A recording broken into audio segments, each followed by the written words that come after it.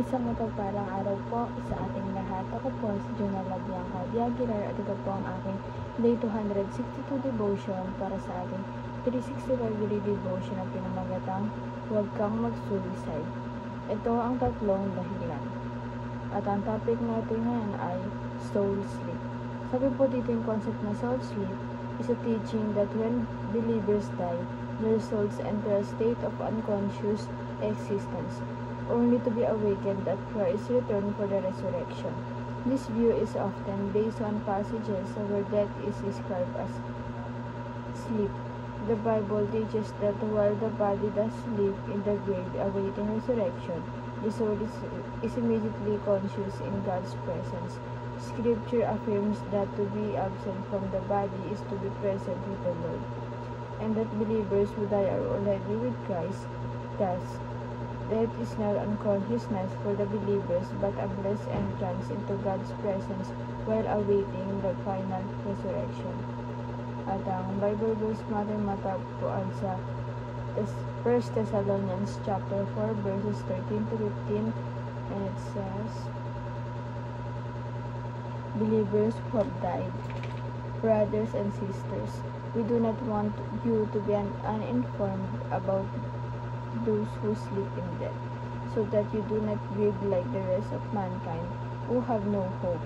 For we believe that Jesus died and rose again, and so we believe that God will bring with Jesus to those who have fallen asleep in Him.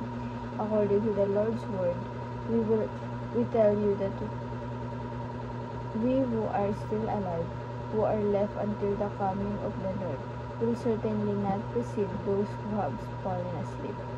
At sa Tagalog naman po, ang pagdating ng Panginoon.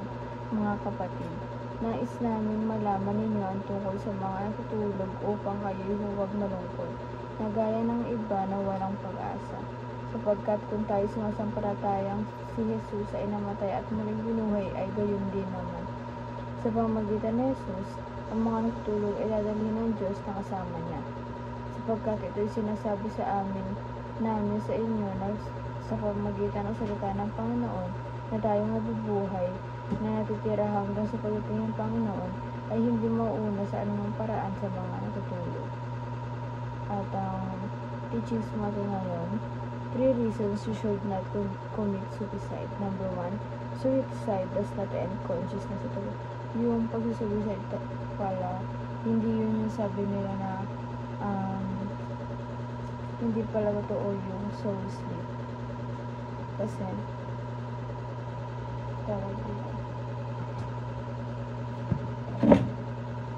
hindi pala siya totoo kasi hindi mo rin naman alam, kasi di ba kunyari nang suicide ka, tapos hindi mo kilala yung ating Panginoon, tapos iniisip mo na pag tinapos mo yung buhay mo, makakamit ka ng kapayapaan or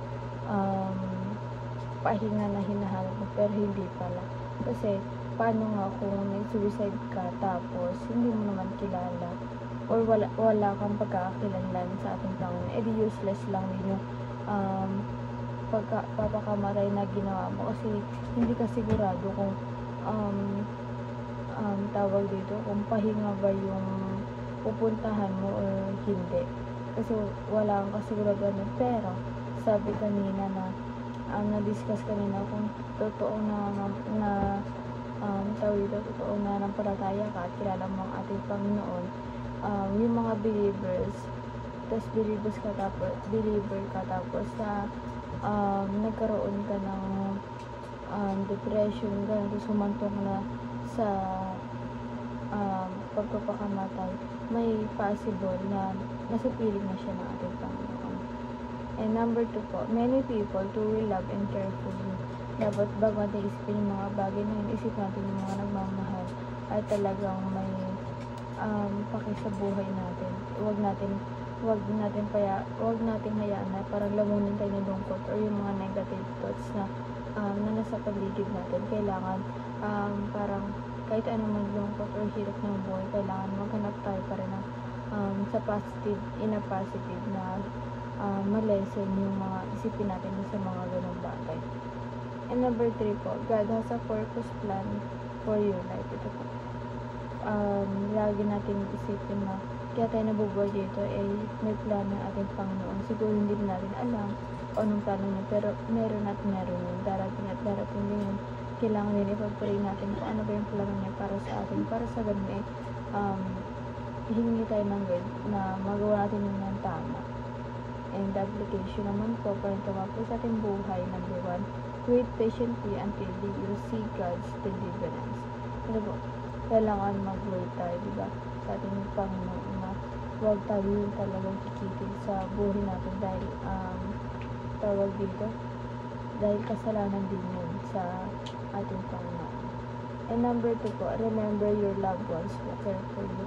Ito po, dapat lang natin isipin namin yung mga magulang natin. Siyempre sila yung nagpalaki and sila yung nagbigay ng buhay natin. And tapos ang gagawin natin tapusin yung buhay natin. Ano na lang isipin, ano na lang yung mararamdaman nila pag iniwan natin sila. Ganun po. Kaya kailangan natin tandaan o isipin na maraming beses bago natin gawin yung bagay at sana sumagi sa isip ng bawat isa yung ganung bagay. And lastly po, stay alive even when life doesn't make sense yet.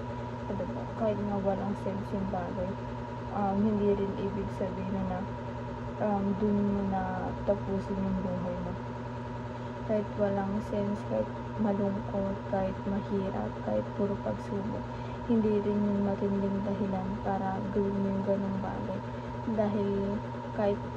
Dahil walang dahilan, kahit walang anumang dahilan na pwede mong gawin para sa ganung bagay, dahil hindi ito nuro sa atin at hindi yun kalugod-lugod sa ating Panginoon. And hindi naman po ang aking devotion ngayong araw. Sana po matutunan kayo at huwag mo kalimutan na i-share sa ating mga mahal sa buhay, and God bless po sa ating lahat.